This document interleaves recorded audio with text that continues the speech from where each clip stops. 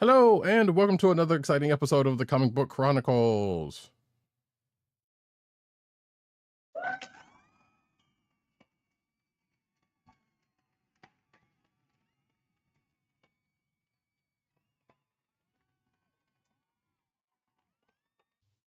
I am your host, Roddykat. You can find me at Roddykat on Twitter. You can find me at NewsNerdNeat on Twitter. You can find me at CBCaps on Instagram.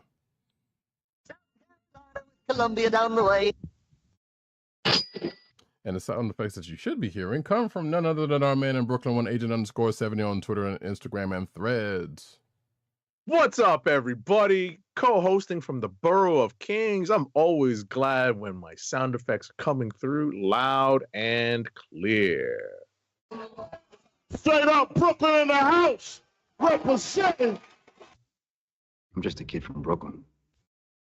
Yeah, I feel fairly certain that people heard the opening theme slash trailer for the Comic Book Chronicles, even if Agent 70 did not. But we're going to see if we can fix that by next week, because things still grumbling in this new year. And happy 2024 to you all folks out there in, I was about to say TV land, but in the internet land and podcast land.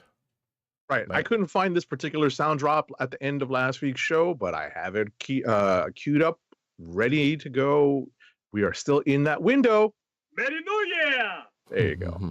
Oh, I don't know if Agent 70 saw my tweet about that, actually, and I did in fact queued up Trading Places to watch before and hit it right. I was like probably 15 seconds off, but it hit almost at midnight.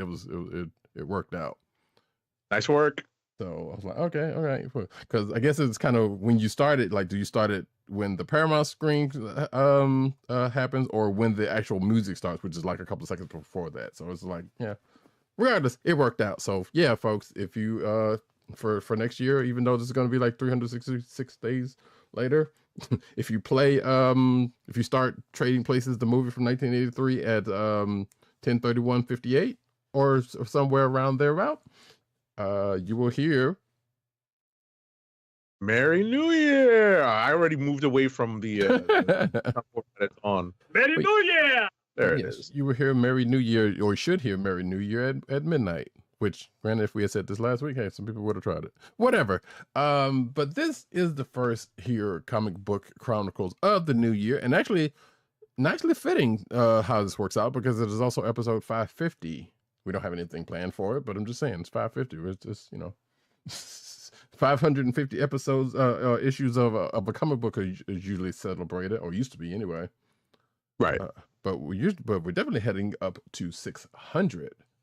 In 50 eps, so that's going to be probably the same as what we're doing now. But hey, we'll see. We'll see if we can get the Voltron to reform for 600. That would be pretty cool. Yeah, and I find an image in time that will reflect such, but overnight.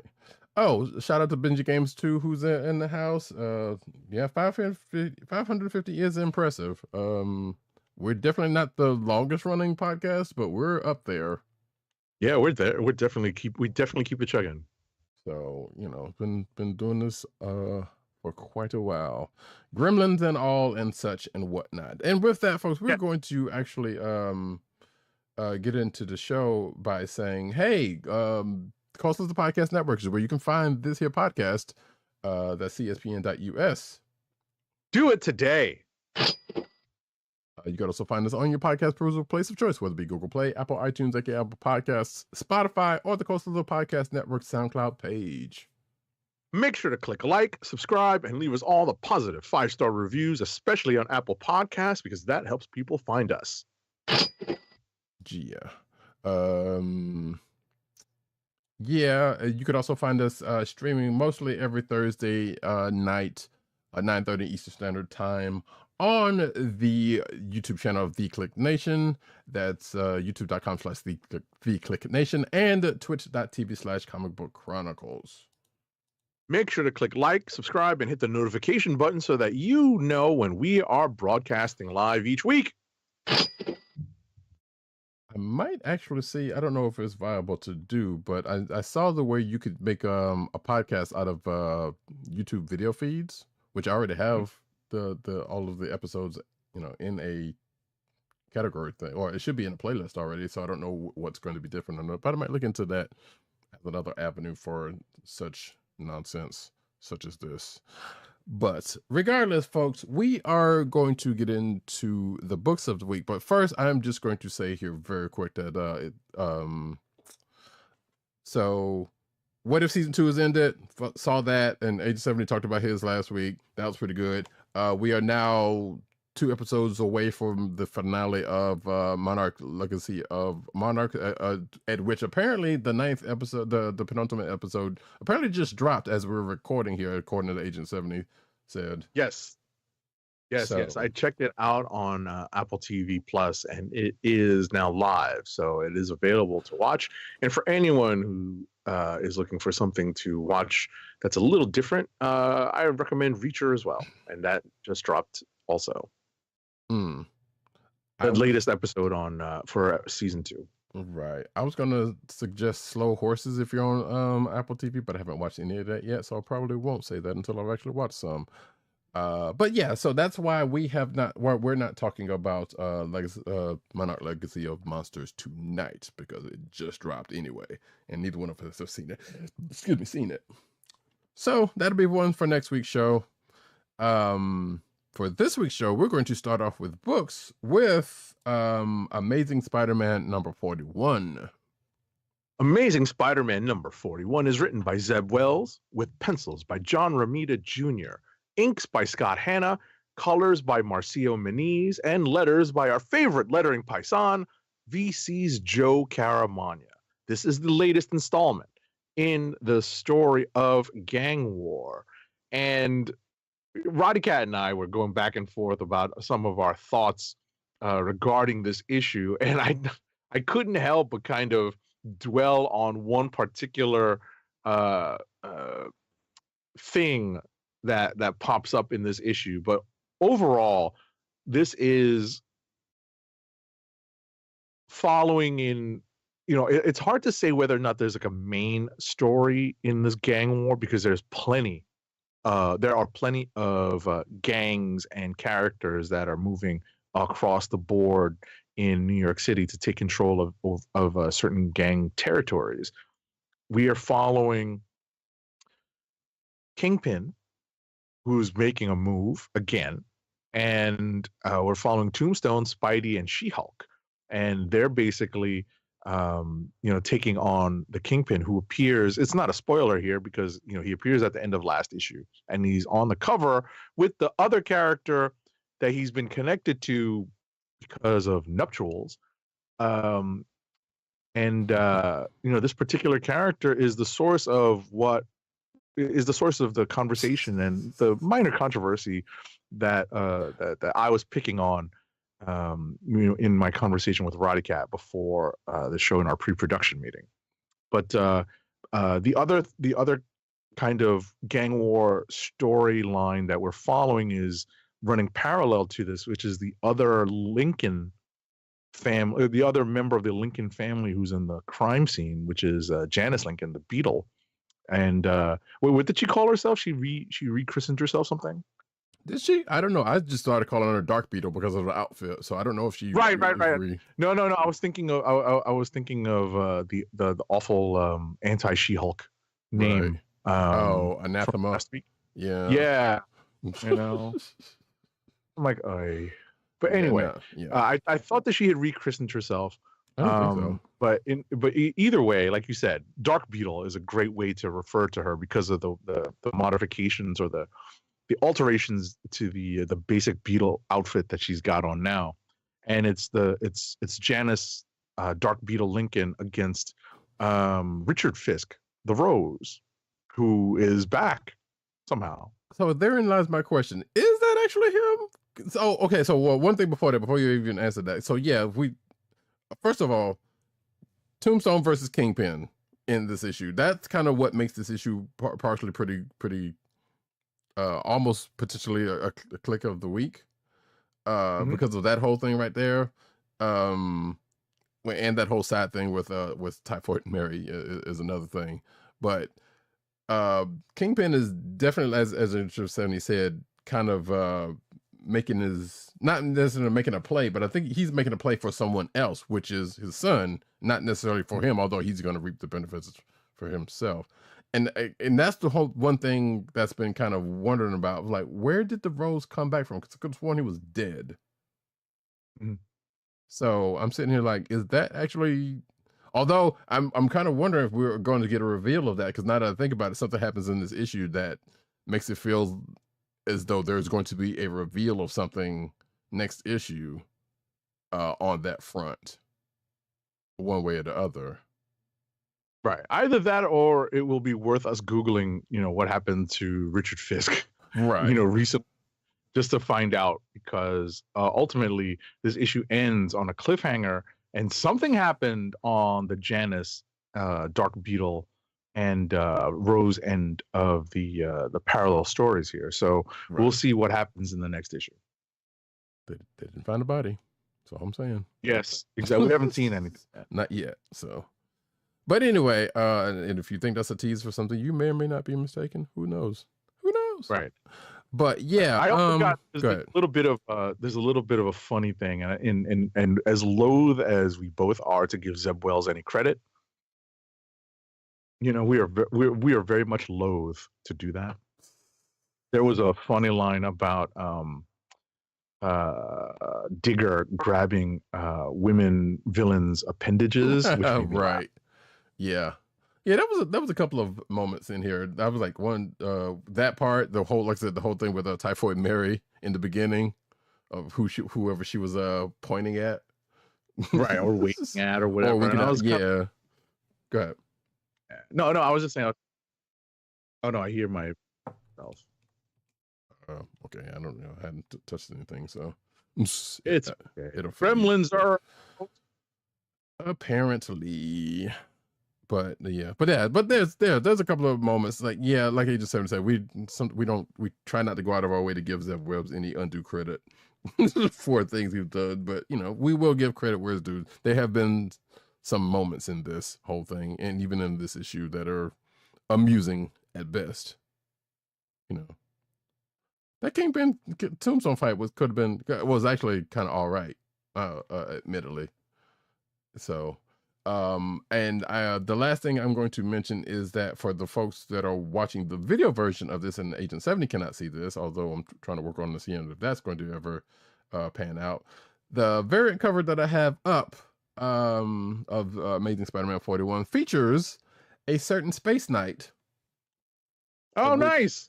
Of which I think they had there's a couple of variant covers of him that with him on it that have come out this week. So there is that. That's pretty awesome. Yeah. Which also could potentially, I mean, granted, it does say, in collaboration with Hasbro or whatever, but still, that could lead something to something down the line about Marvel getting the rights back. We don't know. Right. If not back, at least in partnership with Hasbro, publishing something. Right, because we don't, as far as we know, just the G.I. Joe and Transform. Although, see, that's the other thing. We don't know if the whole the kit and caboodle for Hasbro product franchises went over to Skybound. Right. We just know about we don't know if well, the thing is, they tried to make it like a unified, like one big universe, and that did not pan out. So they may actually look to diversify a little bit. Right, over at IDW when they tried to do all of that. But they're keeping the big two over at Skybound, so we don't know if, like I said, those are the only two that we know for a fact are over at Skybound, because they pushed to do the things that we've talked about. So right. Either way, I think that's it for Amazing, unless you got something else. No, that's it. Like I said, like Krakoa, we'll be talking more. We'll be talking more about the problems that have been going on Krakoa in a couple of books. But there's one character that features prominently in this issue of Amazing, who is formerly, at least, a denizen of Krakoa, and I'm just kind of slackjawed, like struck dumb as to why on earth this character was able to obtain a certain piece of weaponry. and claiming that it was from Krakoa, and I'm like, come on, seriously? Well, things flow freely there, but at the same time, like I said before the show, yeah, I feel like they are still leery about this particular character, so we don't know how things got obtained. But Agent 7 is just something which is probably more the case than not. Is they just it's like, I don't know, there you go, yeah, have fun. Anyway, pretty much. But anyway, all right, moving on. President Bartlett. What's next? Fantastic Four number 15. Fantastic Four number 15 is written by Ryan North with art by Ivan Fiorelli. Colors are by Jesus Aburtov, and letters again by our favorite lettering paisan, VC's Joe Caramagna. Guess what, folks? This issue actually pays off the last several Fantastic Four issues. So the cliffhanger ending that we got at the end of last issue, the surprise cliffhanger ending that we got at the end of last issue, is in fact directly addressed in this issue. That's not a spoiler. It's actually an enticement into getting you to read it, because I like this issue a lot. It was, in fact, fun to read. It is a clear candidate for Click of the Week for myself. And I'll let Roddykat talk more about what happened in the issue, but I wanted to set the stage for it because I really enjoyed that this issue picked up a couple of plot threads that I did not realize were actually dangling. I didn't realize that. You know what I'm saying? Like, I didn't realize how things were connected coming into this issue. Right. And it wasn't clear and obvious until Ryan North and Ivan Fiorelli started to weave all these not disparate things, but seemingly trivial or unconnected things into how this story basically played out. And I'll let you take it from there. Right.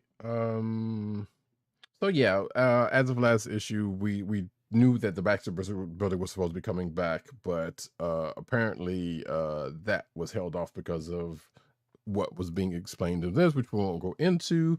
But that's kind of spoiler, right? That's like a big spoiler, right? But and I'll just hand the ball back to you by saying that the last few issues that led into this set up why the Baxter building did not come back. And that's what got me thinking, well, wait a second, how does that fit? Oh, right. That's what happened to me. And that was my experience. Right. And actually, that's the beautiful thing about this issue is because it's like, okay, so we're going down this road. So what does this have to do with, and then like Agent 7 said, it naturally occurs. And it's like, okay, there you go. That's the tie here. So it was done. I thought that was done fairly well. It was almost getting to the point where it's like, okay, so they're just going to string this out a little bit more, or are they going to? Nope. Okay, nope. They're bringing it home. They're bringing it home. They just wanted to just tie this up a little bit. That's all. So, that being said, hey, this issue also warns of the dangers of social media and AI all in one. Mm-hmm. Just so it was like, you know what? All in one issue. Well, the social media aspect was more last issue. The AI part is borne out in this issue. Right, but one came from the other in a certain way. Exactly. In this story, yes. Right. So also the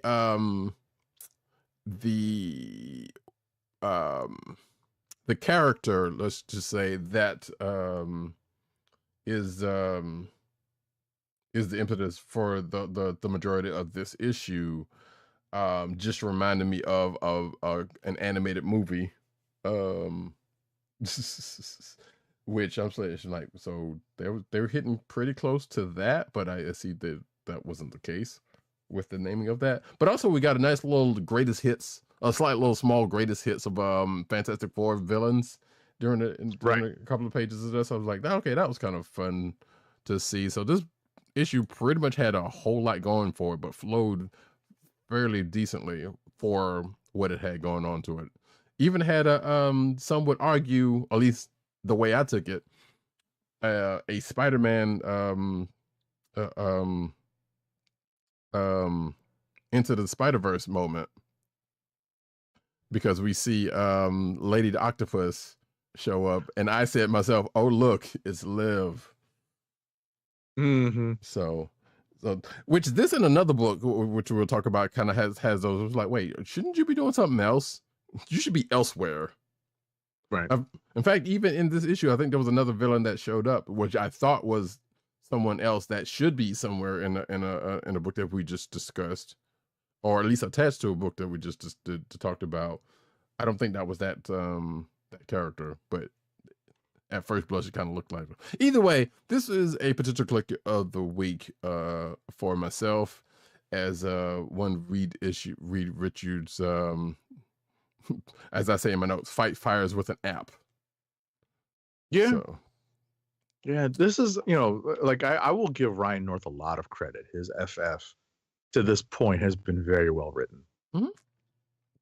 There's been some fun moments in it. Including the last page of this issue, which we won't spoil, but Agent 7 and I both got a kick out of. Like, that was a touching moment. Right.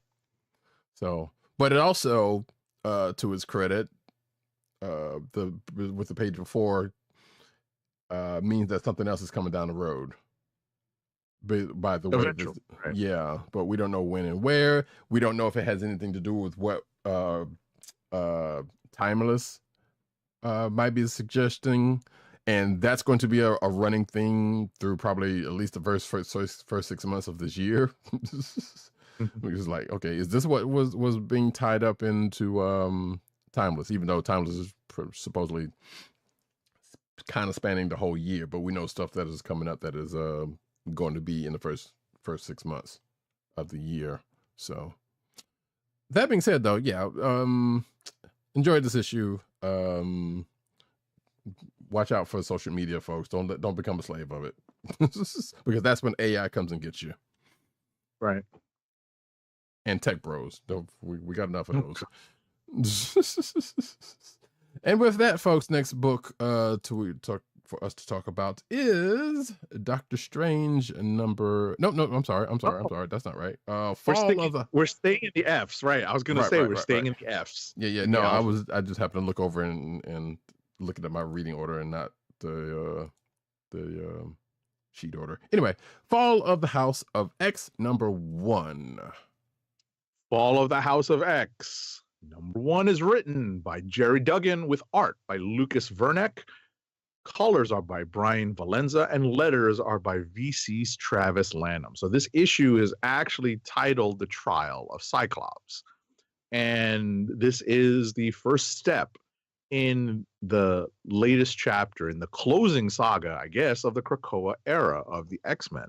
Because it's kind of tough to title this series Fall of the House of X and not expect really bad things to happen to the structure of the Krakoan society that the mutants had built. You have to kind of drive them into a very low place in order to see them bounce back and survive, hopefully at the end. So, this is just the start. We're starting to get certain drums being beaten, right? And this is where, and I saved this for this conversation.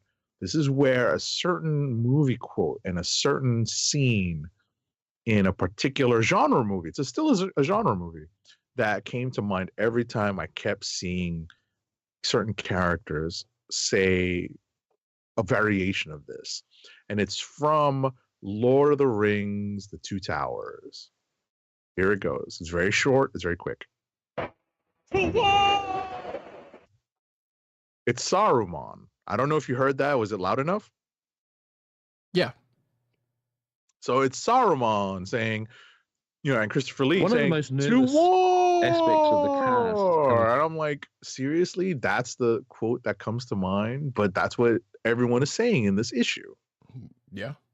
All right. They're all beating the war drums and they're yelling out, to war! And every time I read it, I could hear Christopher Lee in Lord of the Rings: The Two Towers, yelling out "To war!" looking out at the orcs. I'm like, that's what comes to mind, really?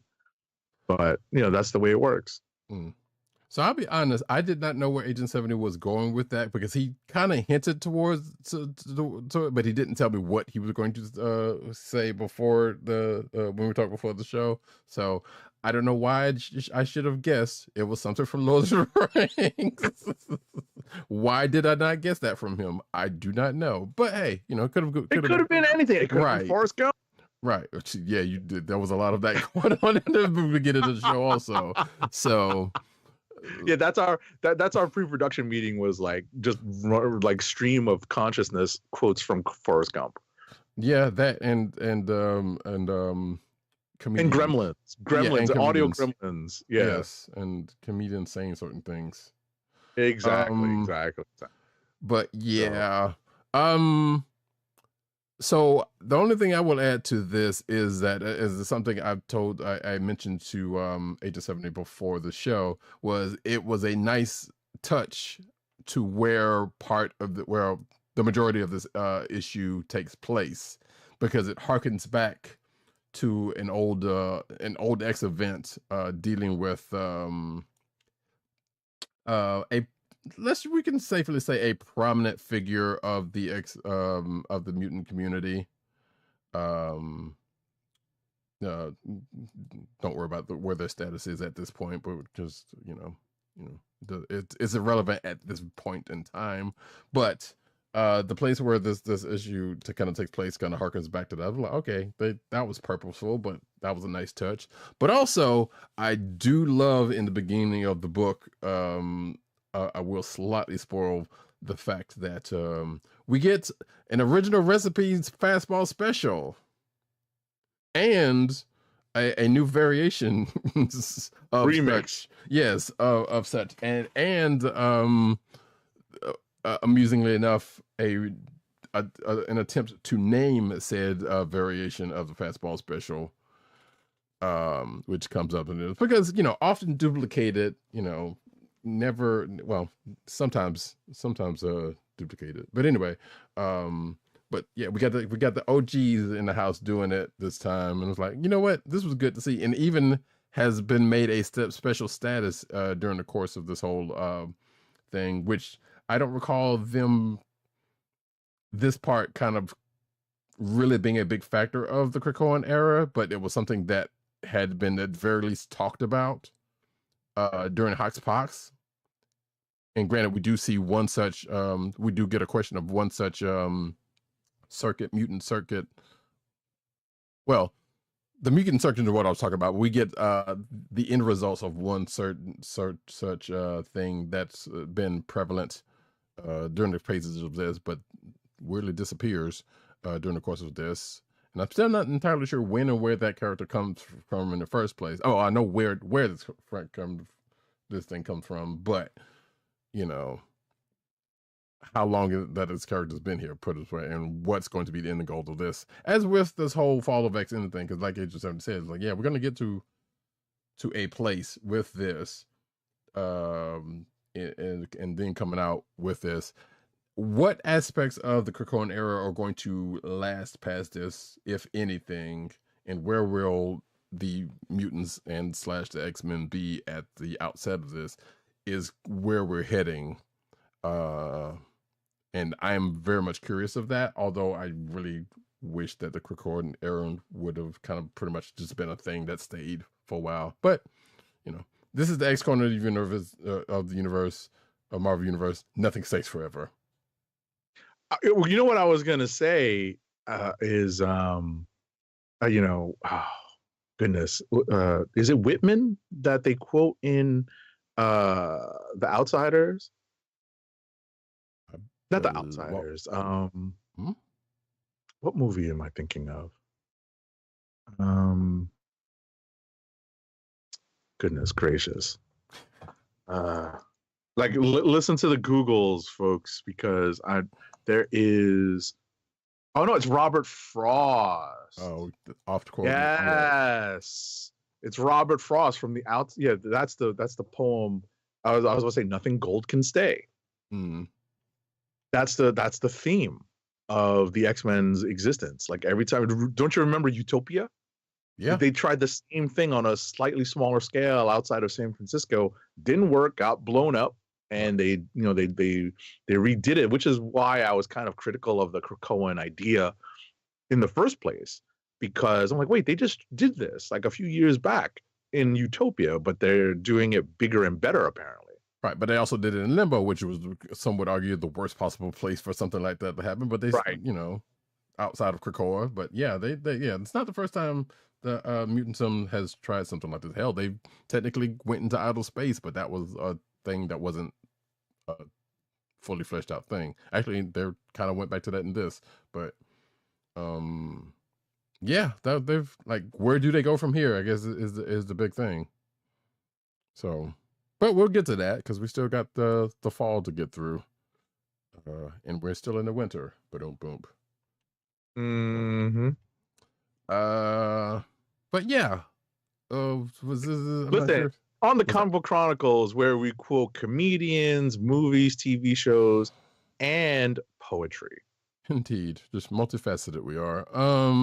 Oh, that's what it was. Dr. Gregor, who is a name that if that name had come up, like I remember the name from when the character first got introduced and basically affected by what was going on here. I totally forgot about that character being a factor. I know they've shown up in places here and there, but not that often to be like, oh, yeah. Mostly like small cameos, like in Orca space. Right. So it was like you said, I did have to kind of jog my memory a little bit.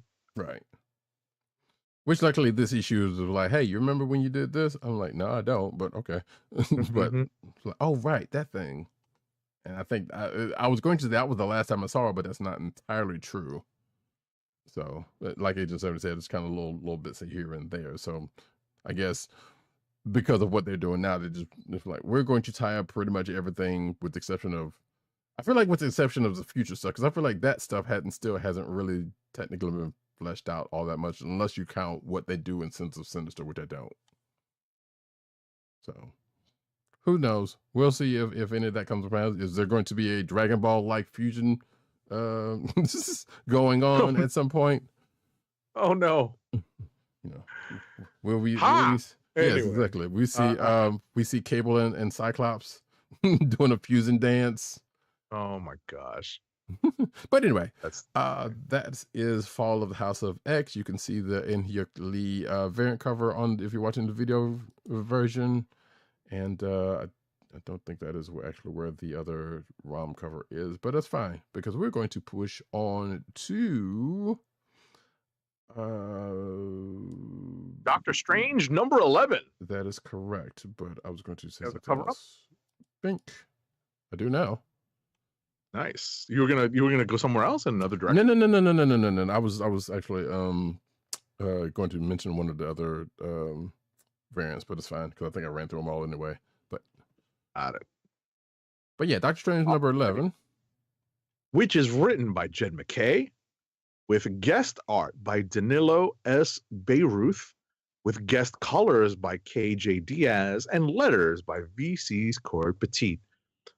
Surprise, everybody. This issue is also a candidate for Click of the Week for myself. Same. This is not exactly a one-off issue, but it's close because it picks up essentially where we leave off in the last issue with an extended member of, it would be an extended member of the family of Clea and Stephen Strange, but it's really direct family from Clea, right. born out of the union between Tiburon and Umar. And this kid is, of course, up to all sorts of trouble. Like it kind of, like the kid in look and in behavior kind of reminded me of this particular character. Because all we needed was Buttons, and we had a version of Buttons running after her in this issue. Yeah. I was trying to think of a certain movies or whatnot or other TV shows where a similar situation like this happened, but no, you hit upon a pretty good one. Yep. Yeah. Yeah. I was like, oh my God, that's what this is. It's a play on. I mean, it's not exactly a novel concept, but I kind of chuckled when it dawned upon me that that's what we were watching. We were reading was a version of Buttons and Mindy. Except if Mindy had magical powers that they exactly, and was probably a couple of years younger. Well, Mindy was young anyway. Regardless, a couple years, because at least Mindy's able to form words, maybe not coherent sentences, but words. Yes. This baby that we're dealing with, Donna, in this in the pages of Doctor Strange, is a bit younger than that. Yes. Yeah, the whole thing was quite amusing because at first they start off with Stephen and Clea having the talk and dealing with just children, and then it goes into this. It was like, wait, where are they going with this, and where is still they're going to go with this? Because one, I'm looking forward to the next story, even though it has nothing to do with, as far as I know, anything that happens in this issue. But the fact that everything that happened in this issue kind of happened, including, as I will go so far as to say, another version of the Circus of Crime, who again should be in another book. I'm like, wait. I was thinking of our conversation from, was it last episode or 2 episodes ago? Yeah. I was like, wait, weren't we just talking about the Circus of Crime and the different variants or variations of it that are running around in the Marvel Universe right now? Mm-hmm. And matter of fact, I believe this particular one has a sort of an explanation on that. Using wrestling terms, which are like boo. But anyway, so I was like, okay, that makes a lot of sense. But at the same time, it's still like, wait, you still should be over here because I know you still there's like two of them running around in that same event. Right. And this one just so happened to be over here chilling and being a footnote. Right. I got a kick out of the actual Circus of Crime members in this one. I think that McKay was just having a lot of fun writing those characters. Totally. So yeah, matter of fact, I put and I got a kick out of this ringmaster mentioning canceling student loans. I laughed out loud. Yes. Or paying off student loans. I laughed. Right. Yeah, the names of the other 2 members of the Circus of Crime. There's 3. Wait, I thought it was only. What was it? Well, okay. There's 3. Oh, right, the other one. There's I don't. Yeah. You're right. No, you're right. I do, but the names of the 2 that I'm thinking about are the ones that I'm focused on. Because they are dumb. they are quite dumb. But then again, it's the Circus of Crime. If you've been around Marvel long enough, you know that it's pretty dumb anyway. But right, obviously they bring up that they bring up the jobber term, which is what Roddykat was mentioning, was reference when it came to wrestling terminology. But yeah, no, there are 3 members, including, well, obviously the ring mistress, not the ring master, because this is a female character, so they've dubbed her the ring mistress. And there's a Stefano Stiletto, Chief Beef, and Jim Nasty. Oh my goodness. Yes. I'm sitting here like, okay, yeah, like Agent 7 said, McKay was having a little bit of fun. Yeah, just a little bit. A little bit. So, I get a little crazy when I get off my diet and have sugar and carbs. I was like, what is going on? Curse my mortal weakness. What am I reading? What am I reading? Oh yeah, then the conversation between him and Stiletto about anti-intellectualism. Right. I'm like, okay, he's an ardent believer in exposure therapy. Yes. Oh my God. He's a braver man. He's the bravest man I've ever met. Yeah. It's just funny. Yeah, like I said, McKay was having a pretty good time with this one, as one could tell. Because like I said, that was I want to call it a B plot, but it goes so quickly into what ends up being the A plot, then it doesn't really matter. Right. Or at least being a factor in. So the thing that I'm looking forward to is being what was kind of being referenced on the last page, or not on the last page, but the preview page for the next issue.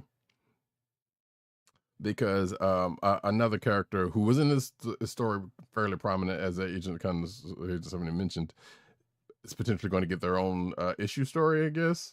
So I guess this must be McKay was like, you know what, we're going to take a couple of issues off. I don't want to call it a filler arc because filler arcs are usually bad, but let's face it, it's, you know, I don't think we have main things going on here, or you know, main ticket items going on here. So, but the next issue looks like it's going to be fun if that preview page is going to be is any indication of. So, like I said. And this character is one of the best things that's been introduced in recent Doctor Strange lore. Yep. You know, so it's definitely a lot of fun. So yeah. I'm looking forward to the next. Yeah, and actually has gotten some recent play in another book, which I know Age of 70 didn't read, because he was in, like, I don't want to say inducted, but the whole Marvel Pets thing, he was got a part of that whole miniseries, which I read. So got like, okay. Cool. But yeah, that was Doctor Strange number 11. Looks at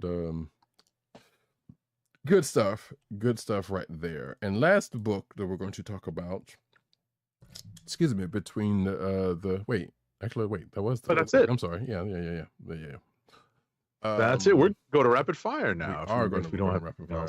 Yeah. That's it. Rapid fire review time, folks. I ain't got time to bleed.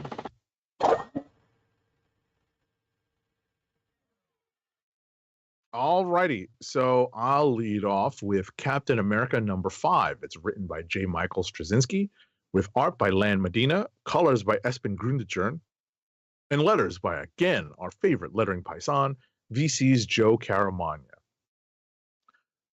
I don't know if I said this on the air for the record, but this week I had a lot of fun reading some books this week. I have a lot of potential clicks of the week to choose from.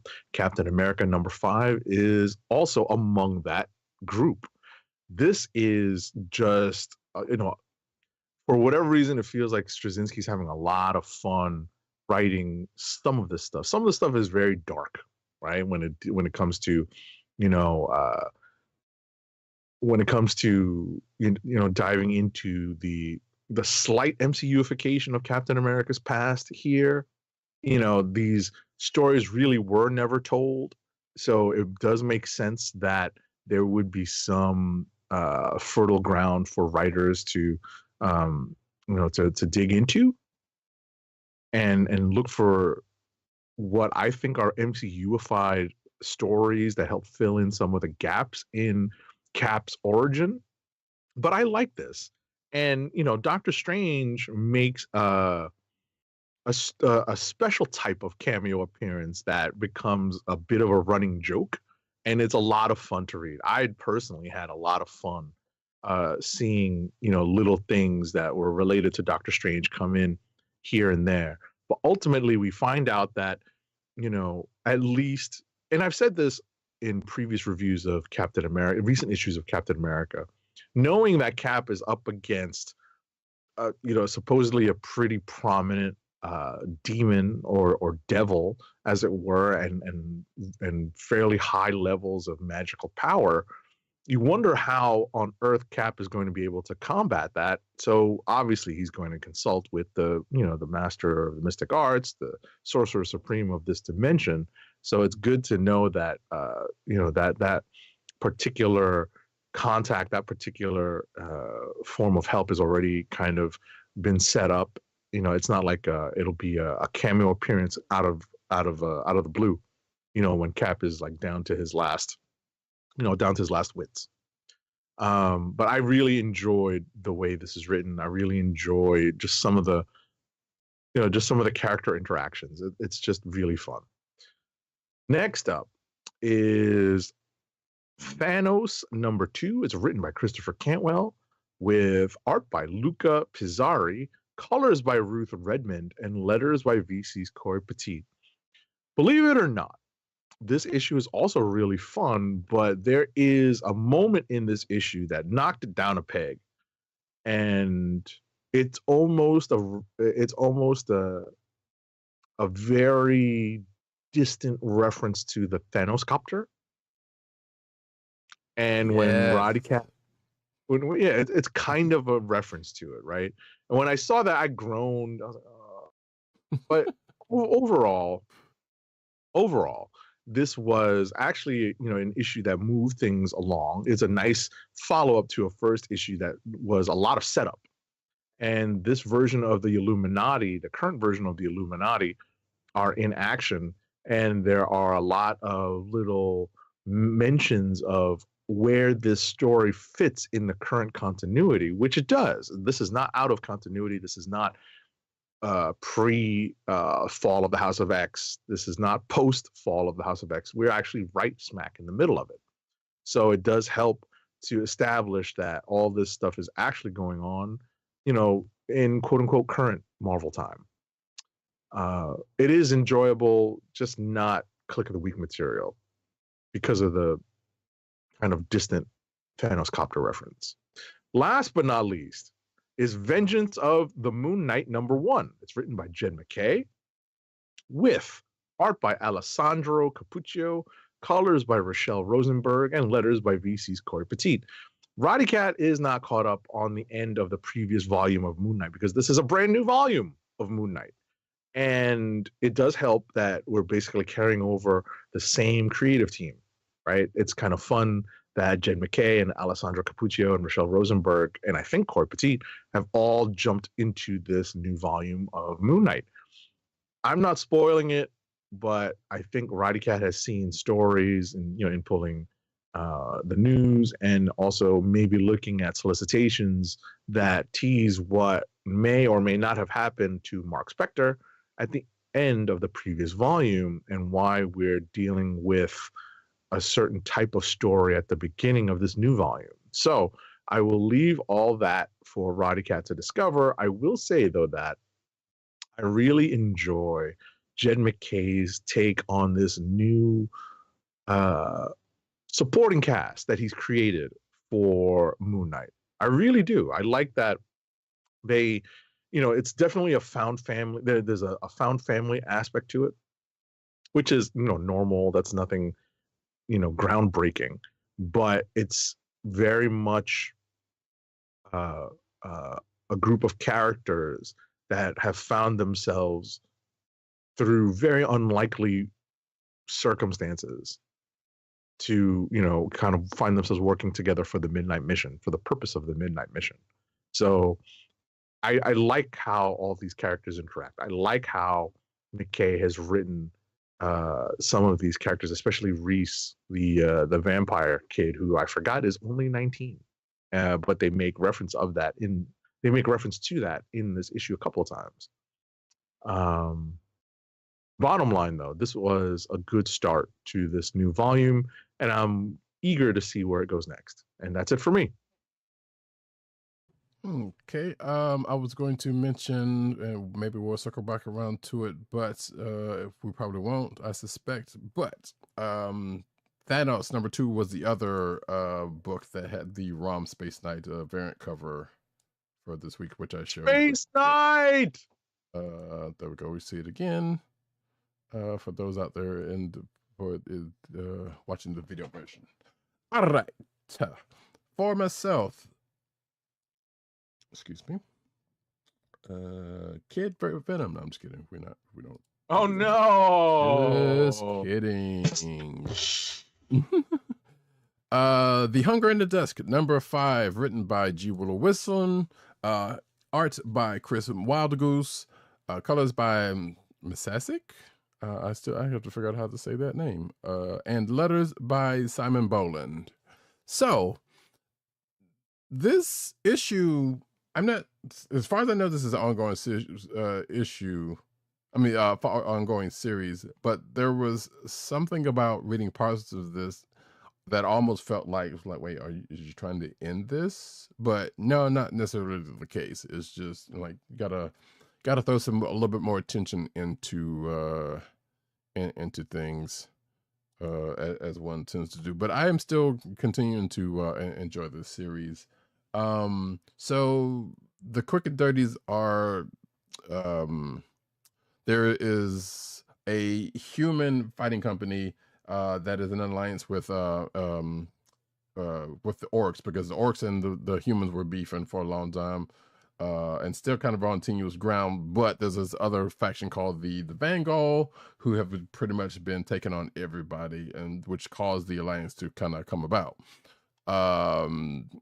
The fighting company that the human fighting company that has a orc healer now with it sent out a scout to kind of see where the Vanguards are coming from, because that's kind of been a thing that's been throughout these issues, because the Vanguards kind of been like, how are these people here and there and getting around, which, spoiler alert, might have some similarities with Monarch Legacy of Monarch.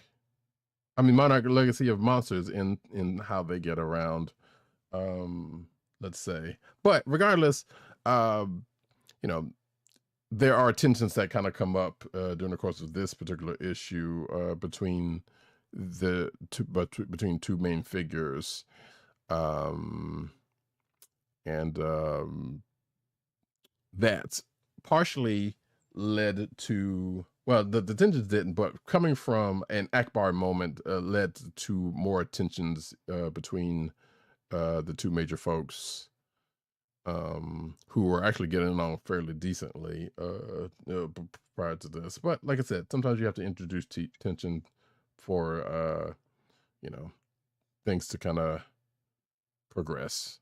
So been loving this book, and I'm looking forward to seeing, hopefully it'll keep going for a good while, and keep having some good stories along with it. This Whittle wasn't. I mean, she hasn't hadn't had a bad one yet, from what I've read. Anyway, let's see. Next book is Star Trek: Picard's Academy, number 4 of, I believe, 6, written by Sam Maggs, with art by Ornella Greco, colors by Charlie Kirchhoff, and letters by Jeff Eckleberry. So, these are the exploits of one young Jean-Luc Picard, second-year student of Starfleet Academy, and during this time, he's kind of, I'm about myself. I'm trying to get up out of here early. I'm looking out for number 1. That this is the Picard that we have. But of course, during this whole thing, he's probably starting to learn the lessons, or he's going to start learning the lessons that made him the captain that we see him in TNG. Which, by the way, he says a thing that he normally says during TNG. First off, in this issue, because there's this big test that I do. Earl Grey hot. Not that one. Although that came up in an issue previously. Amusingly enough, Spock has also been kind of around here. And a matter of fact, shows up in this issue, but doesn't really say much. But so there's this big test that the cadets have to take, and I don't believe it is the Kobayashi Maru from the way it was explained, but something not too far off. So that's going to have to test the crew's abilities to work together. And like I said, Picard's kind of like, nope, I got to get out of here. I'm the captain. I need to do this for myself. But he also has this crew that he has to work with, some of which are, I wouldn't say oddballs, but that's probably the closest we're going to get, including a potential love interest that he doesn't seems very oblivious about, but because of the way he is. But the test starts, and things kind of go the way you would expect them to in a situation like this, and Picard has to learn that he has to lean on other folks during the course of this. And at the end of this is a continuation, is pretty much a continuation of that. Now, this is a pretty decent book. Like, you know, we don't really get to see this version of the social characters that we love, we know, and I'm sure the whole hey, let's make a book about the school years thing has been a big thing in the last few years, as we know. So I guess, you know, they wanted to try at least to get one out of the way. So it's not terrible, but where you kind of have to wonder is like, okay, so what are we getting out of this book outside of, you know, I guess this point in his life? We'll find out. Next up is, man, I forgot Gargoyles came out this weekend. I didn't get a chance to pull it. Are you up to date on that? I am so yes, behind. I am. Mm-hmm. But Nice. yeah, because we didn't, because yeah, I think when I pulled the books from the box, that we didn't, it wasn't there, and I totally forgot to go out and pull it for myself. So, that might have been rectified by now, but I don't know. I'm also kind of stalling because I'm trying to find what the hell the cover is to this book I'm looking for. Which is, there we go. We actually don't have a copy of it, so. Oh, so we still don't? Okay, I'll pull one after the show. Superman 78, number 3 of 5, written by Robert Venditti, art by Galvin Guidry, colors by Jody Belair, and letters by Dave Lamphere. There we go. So, as the name suggests, this is set in the time frame of Superman 78, the Christopher Reeve era. This is actually the second miniseries out of that world, because the first one, you know, was I think it was last year actually. In this particular case, this is Superman going up against a version of Metallo. Of which there's already been one meeting, and Superman kind of didn't make it out all that great from that fight. But we get the fact that Superman meets Lois Lane's dad, and if you know anything about DC lore, you kind of know who that is at this point. Or if you've watched Adventures of Superman or My Adventures of Superman, you still kind of know who that is. So, but yeah, they meet up. And you know, some words were exchanged before Superman kind of has to get back to things, and before getting back to his alter ego life as Clark Kent, as we find out in the rest of this, because both Lois and Clark went missing with the story, which has to do with Russians. Of which Metallo works for, in kind of almost a Winter Soldier-esque kind of vibe, because there's like hush whispers about this project and this and that and the other, and the Russians are, you know, which this is set during the Cold War, so, you know, Cold War era of the world also, so they're kind of playing a little bit on that. But we're also seeing shades of Metallo potentially going rogue from his Russian superiors, but I suspect it's going to happen at some point regardless. But pretty good book. Oh yeah, and Hal Jordan was around. I thought I saw Jon Stewart, but I don't think he would have been where I thought I saw him. Anyway, next up is Birds of Prey number 5. Here we go. Written by Kelly Thompson. Art and colors by Aris Dane or Din. I'm not sure how that's pronounced, but I apologize. And letters by Clayton Cowles. So we still have the Birds of Prey on Themyscira, going up against this big bad called Megara. And yes, spelled in the way from mythology or lore, whatever the case may be, who is trying to basically going after Black Canary's adopted sister because they need him for a host body. Yeah, you know, that old chestnut. And the birds have been trying to not to stir a pot on the Themyscira, which they did, and battles all over the place kind of spilled out until this point here, where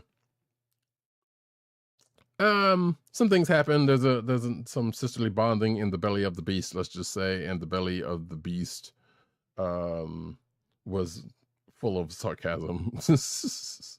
And I'll just keep it like that. And then there was that whole, hey, you're not locked in with me. I mean, I'm not locked in here with you. You're locked in here with me thing that comes up near the end of this issue, which is always a treat.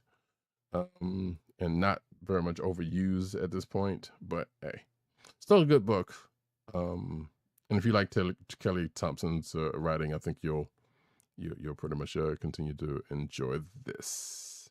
And that, folks, is it for me. Clicks of the week. Clicks of the week. What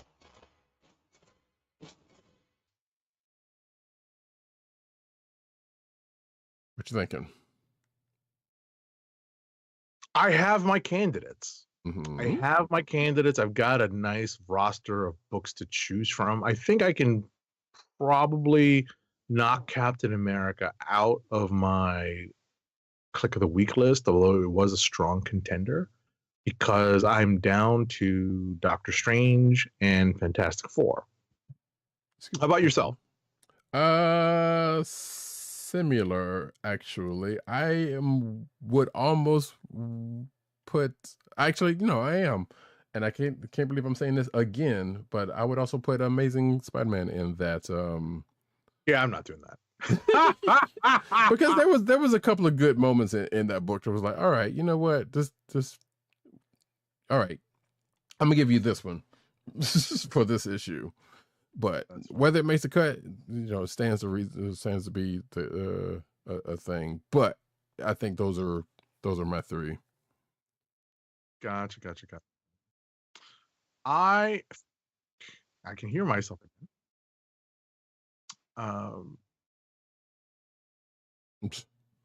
Okay. My gut says I'm probably gonna have to flip a coin because I really did enjoy both Doctor Strange and Fantastic Four. I just have to pick one.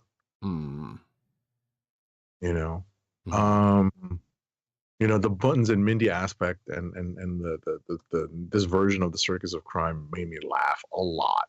Yeah. But I think the writing in Fantastic Four takes it over the top. Okay. I think Fantastic Four number 15 is my click of the week this week. Interesting. Wherein I think I'm actually going to go with Doctor Strange for this. Nice. Although I do continue to like Hunger in the Dusk, and that is probably not going to change into that it's just a solid book. So I can't really say it would have been a potential. It would be a potential click of the week for that, but it's just a solid book.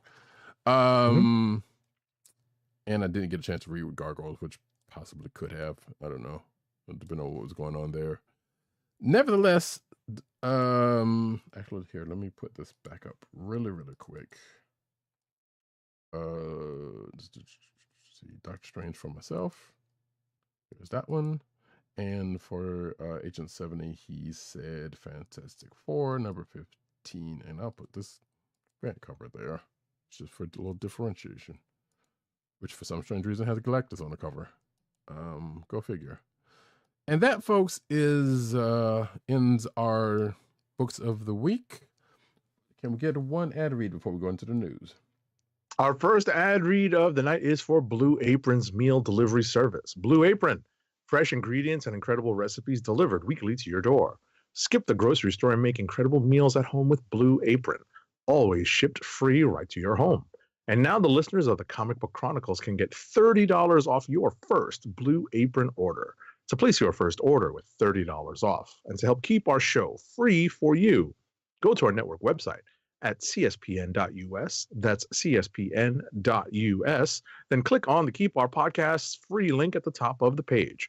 From there, scroll down to the Blue Apron link and sign up for your first order. Blue Apron through cspn.us. Do it today. And now we get into the news.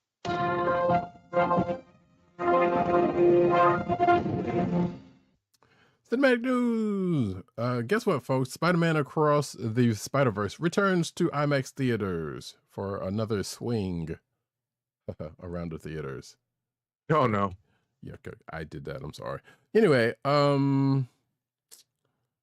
January 19th actually is when it's returning to IMAX theaters for limited engagement, according to this. So yeah, if you didn't get a chance the first time it was in the theaters, hey, there you go. Hit it again in IMAX. I was about to say, speaking of stuff that's in theaters, I was very surprised to see that Godzilla -1 is still in the theater. Mm-hmm. Yeah. Because there's not much else coming out, so I guess theaters want to make some money. Yeah, which again, I point back to, hey, remember when movie theaters just did that? Right. The movies would just be in the theater for like months. Right. But yeah. You know, I mean, I remember when it was a big deal to keep extending it because it was supposed to be a very limited run, but now we're into the first week of January. Mm-hmm. Yeah. I don't know when they're supposed to pull it out, but ultimately, if you have not watched Godzilla -1, go get it. Go watch it. Go watch it. Yeah, I'm still debating on it, but I'm thinking it's like, now watch it when I say I want to go see it. It's gonna be gone. Just find a good matinee. You know what I mean? It's not like something that you have to absolutely watch like after dinner, but if you can catch a good matinee show, I think it's definitely worth it. More than worth it. Yeah, I mean, I usually watch my stuff during the matinee hours anyway. So next up, I'm not one of those people that's really disappointed in this because I wasn't so keen on the possible direction, but you know, I know people are. Steven Yeun has dropped out of Marvel's Thunderbolts after production was pushed due to strikes. That's the story, at least, because the story is that due to scheduling issues after the pushing of the scheduling of the film, after the WGA and the SAG-AFTRA strikes, Steven Yeun has pulled out of Marvel Studios as the Thunderbolts. He was apparently set to play at least a version of the Sentry and Robert Reynolds. We'll see now what direction they choose to take Thunderbolts. Oh, so I can shed a slight light on it, but this is actually fan stuff and not nothing concrete. Apparently, fans want the dude who plays Reacher. Right. Right, because he's a freaking giant. He's like 6'5", and you know, and massively built. Right. So, you know, who's to say what will happen with that? Next up, though, wait, why is that? Why did I have that again? Why did I do that? Okay, yep, never mind. What if writer answers big questions fans have after season 2 finale?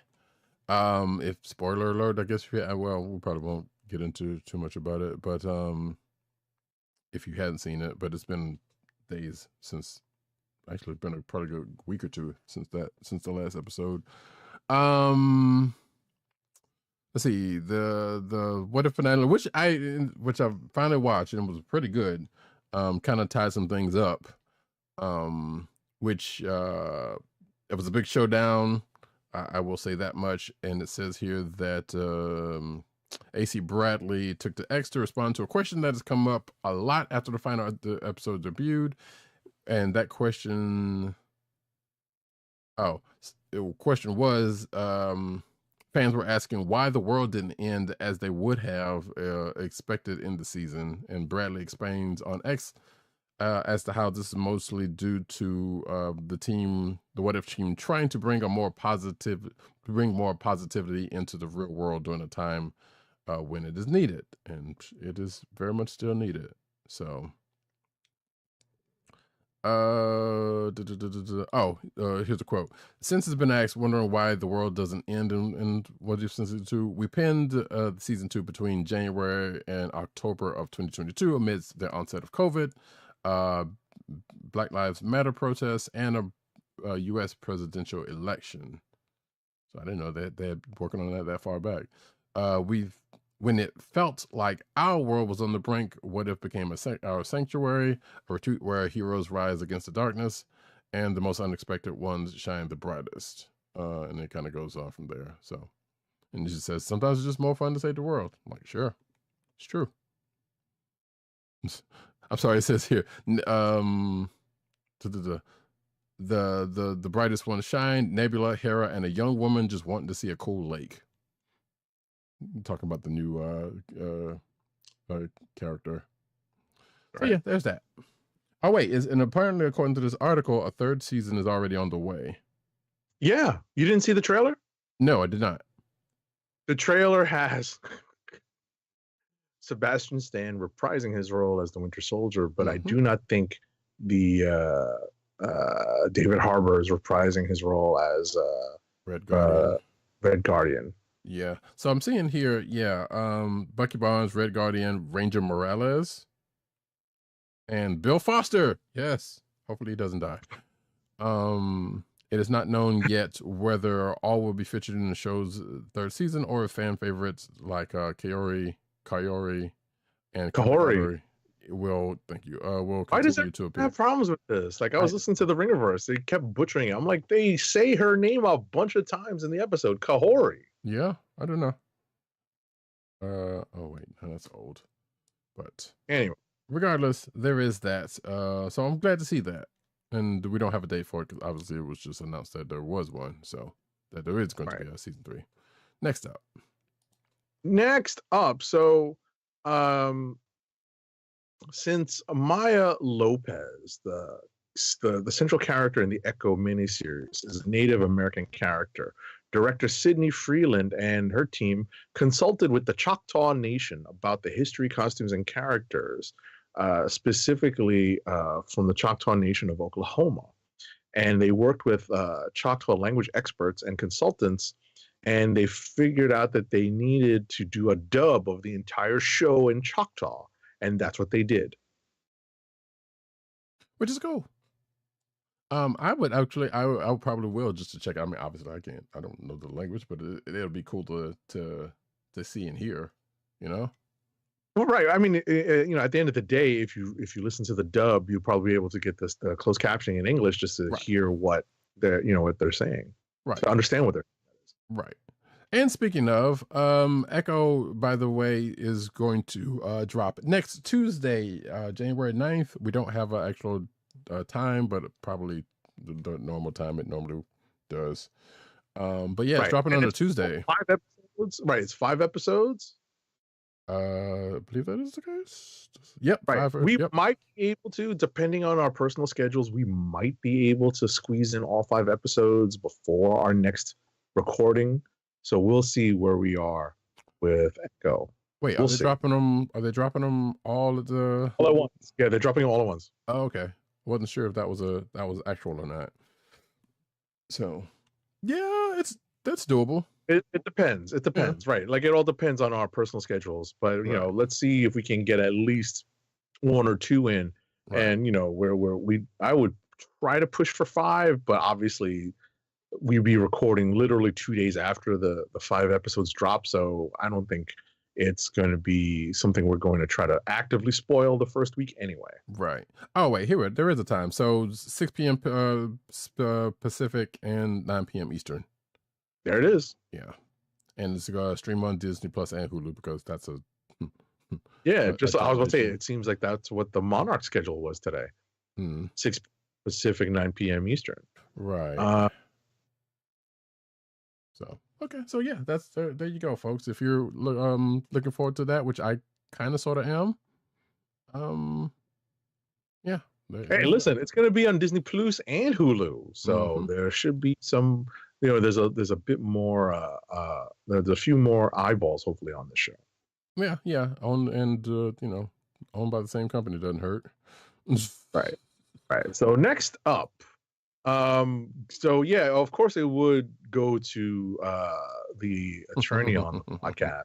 Mickey Mouse's first 24 hours in the public domain resulted in the release of slasher flicks, horror games, and NFTs. Now, this is not every version of Mickey Mouse, but rather it's the very first version that was published in the Steamboat Willie cartoon.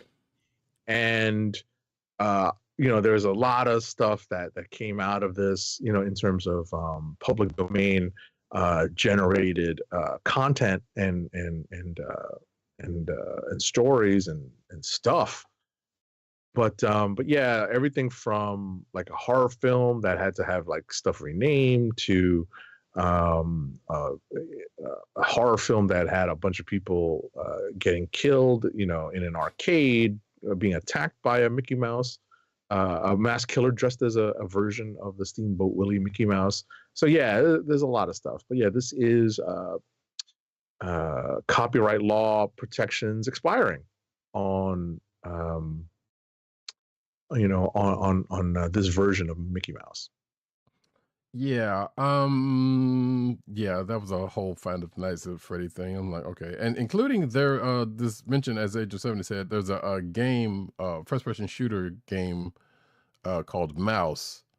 That's kind of a noirish take on a Mickey Mouse-esque character going through that I'm kind of looking forward to because the game looks pretty good.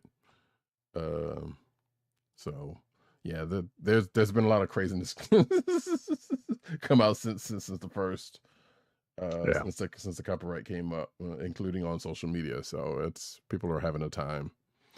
Anywho, Batman Caped Crusader will be a much darker than original animated series, which I'm like, Batman TS. Assuming that's what they were talking about, Batman TS was fairly dark in its own right. Yeah, I think so. Yeah, Ned. Yeah, it does mention TS here. So yeah. So I can't imagine how much darker they plan to be with this. I'm just going to wager it's still probably not going to beat TS because let's face it, that show's great. It continues to be. But yeah, this is the upcoming Prime Video animated series. If people forgot about that, Ed Brubaker is writing and executive producing it, so you can kind of get shades of how that's going to work out. If you know anything about Brubaker's writing. So he says here that Brubaker anticipates a divided fan response with many loving it and others being shocked by certain elements, which I feel like that's kind of par for the course for anything these days, much less something like this. So there you go. Do we have a date actually when that thing's coming out? Looks like it's going to be 2 seasons, 11 episodes. Not seeing a date here. And there probably is one, but regardless, we'll probably be talking about that more closer to when it actually happens anyway. Next up, Anime Corner. Oh, yes, we are in Anime Corner.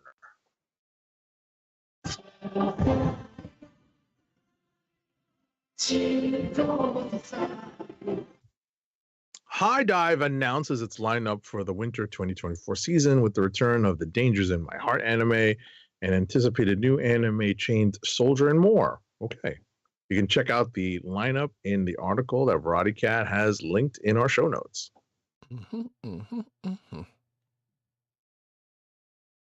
That last one totally looks like it's biting Demon Slayer for the font, but you know what? We're not gonna talk about that.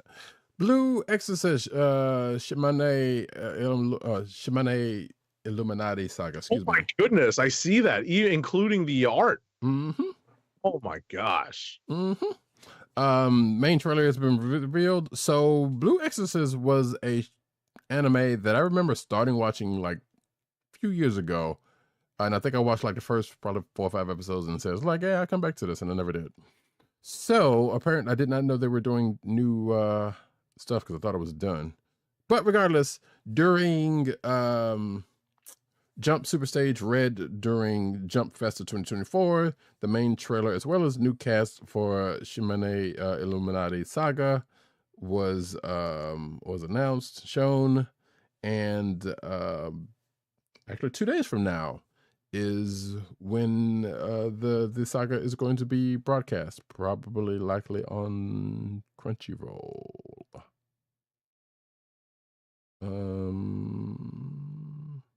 Or at least at some point, because we probably like day after another. But yeah, I don't see where it says where it's going to be, but we'll just take that as a likeliness. Next up, though. Next up, so apparently there is a secret that the creator of Bleach has been keeping from, I guess, the main character or the main protagonist, Ichigo Kurosaki. And, I'm not going to spoil it just in case someone wants to get into Bleach. This is on my list. I'm going to spoil. I'm going to spoil. Yeah, this is the 1,000-Year War stuff. Right. I'm just going to spoil it and say that, let's just say Ichigo shares something with Marvel superheroes in the way they get paid or not. Let's just say.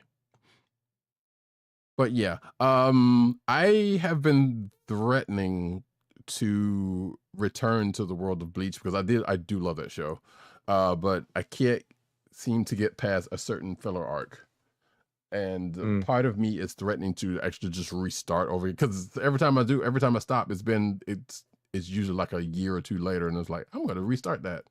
Just restart the whole thing over again, instead of where I know I am, which I don't know. We'll see how that works out, because I think I might skip that and just continue on where I am, because it makes no sense to kind of keep restarting the thing and end up in the same place. So, but yeah, that is that, which, okay, sure. Next up though, speaking of Demon Slayer, haha. Demon Slayer Kimetsu no Yaiba Hashira Training Arc TV anime airs in spring 2024, and it will be on it, and the next film is going to be on Crunchyroll, of course. Not a sponsor, just saying. That we use here on the Comic Book Chronicles. Yes. But it says during a special Demon Slayer program in Japan, back in December, actually, according to this article. Yeah, the next arc, the Hashira training arc, will be broadcast on Fuji TV beginning in spring 2024, with the first episode being, of course, an hour-long special. And you can see materials from there. We don't have an exact date, just spring 2024. So, yeah, there you go. Next up, you can see the promotional reel, by the way, if you want to check it out in this article. Delicious in Dungeon, an upcoming TV anime based on the fantasy manga of the same name, has published a short preview video highlighting the adventures of Lelos and company in the upcoming first episode of the series, which hits Japanese airwaves on January 4th, 2024, which means it hit earlier today. The series will also stream in the United States on Netflix. Okay. Surprise. Not Crunchyroll. Exactly. Exactly. Which, which actually, Crunchyroll's been throwing some money at stuff, so they've been gathering things here and there. I haven't heard anything about this one outside of, what I feel about something like this, so I'm kind of curious about it. So if it happens to get out there anytime within the next week or two, or whenever it gets out there on Netflix, I will probably check it out. Naruto gets its own dedicated streaming channel, because of course it does, which I thought it already had one, to be totally honest. Because I could have sworn I have seen, like, going through like either Roku TV or actually this is on Pluto TV, one or two, but I could have sworn I've seen a Naruto channel on one of those streaming services. So, but now, so I'll quickly get to the part where I stopped, and maybe stop again.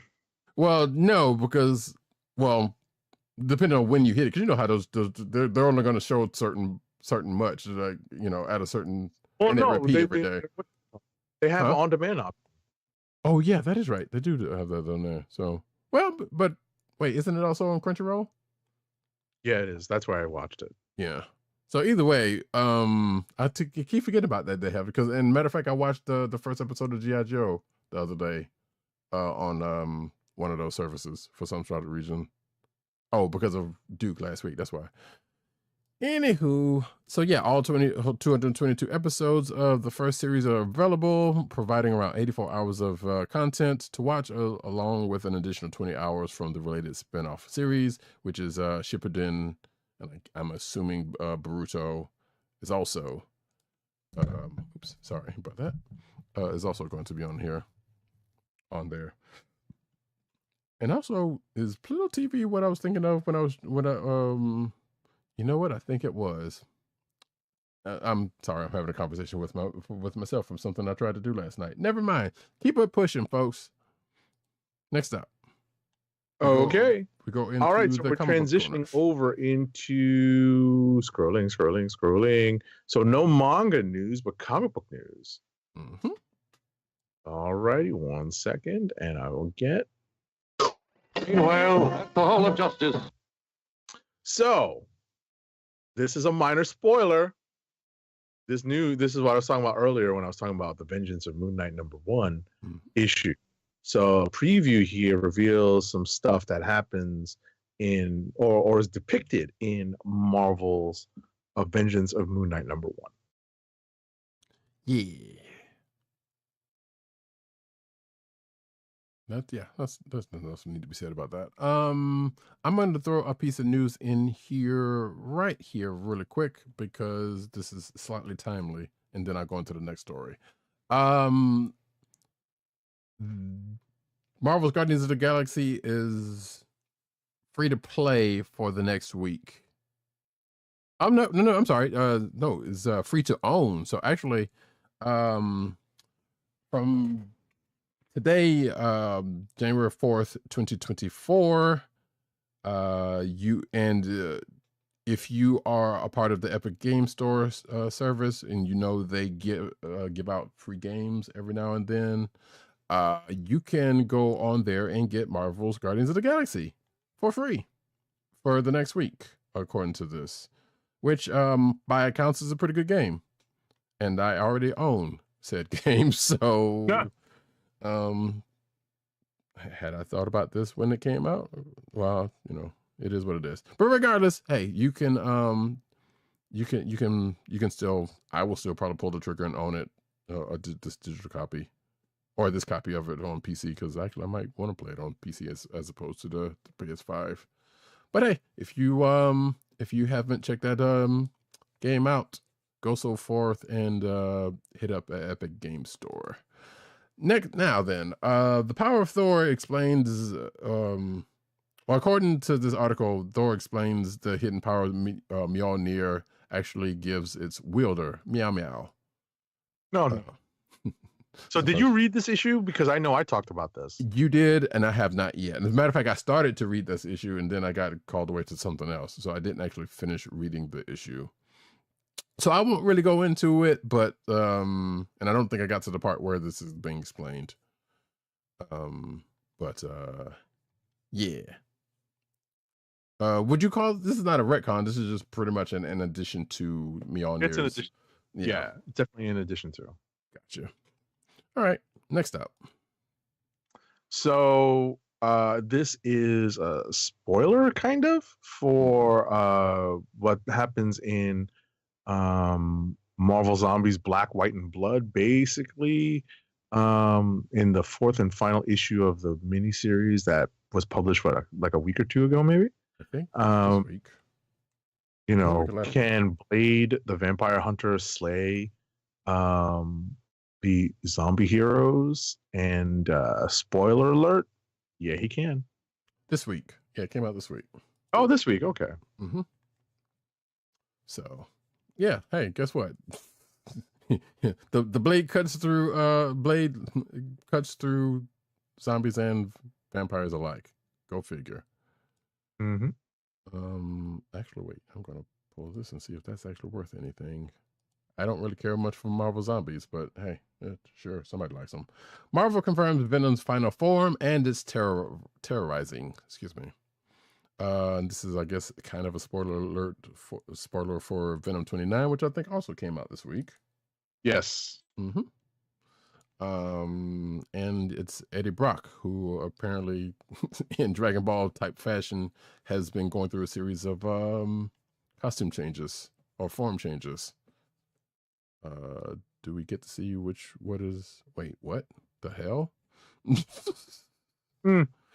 Okay, if for those looking at the video version of the podcast can see the image from said issue, one of which I'm sure is probably going to be tattoos on somebody's arm at some point. Most certainly. Also has a certain ego to it, let's say. But yeah, anyway, that's that. Sure. Also, that last part looks like Hela, so I guess he's gonna look like Hela now or something. Either way, next up. I'm going to try not to crack up reading this. Disney is releasing a children's book titled A is for Alien, an ABC book, based on the classic horror film Alien. The book will introduce the alphabet from A to Z through a fun space adventure featuring characters from the Alien movie. Disney's move to create a children's book for a dark and scary franchise is unexpected, but a way to expand the Alien brand and introduce young minds to the horror genre. Yikes. Yeah, so I know they've been doing like is facehugger, right? I was gonna say like B is for brood, C is for cryo. So I kind of almost want to get a copy of this book just to see what the hell is going on. Because like I said, I've seen pulling covers and stuff. I've seen the little golden books that they have for Marvel characters and stuff. And I think a couple of them I actually did buy. Even though I have no kids, but you know, hey, collector's items. This one is funny. When I saw this on social media, and somebody I know was like, "How the hell do you even do this?" Well, guess what? You pick up the book and find out now. R is for Ripley, I guess. You know. Yeah, right. N is for Newt. M is for mostly when they come out at night. Anyway, next up. Yeah. Star Wars hinted at how Ahsoka's lightsaber droid Huyang. Yeah, I know. I got it. Huyang survived the Clone Wars 7 years ago. So I mean, he's a droid, so I can imagine him being targeted through Order 66 anyway, but being that the Empire was trying to get rid of anything to do with the Jedi, I guess there would be a need to dispose of him. But according to the Star Wars Force and Destiny source book, Savage Spirits, it revealed that there was a branch of the Jedi known as the Jedi Exploration Corps, and apparently they focused on exploration and archaeological. Wow, I can say that. I can say that.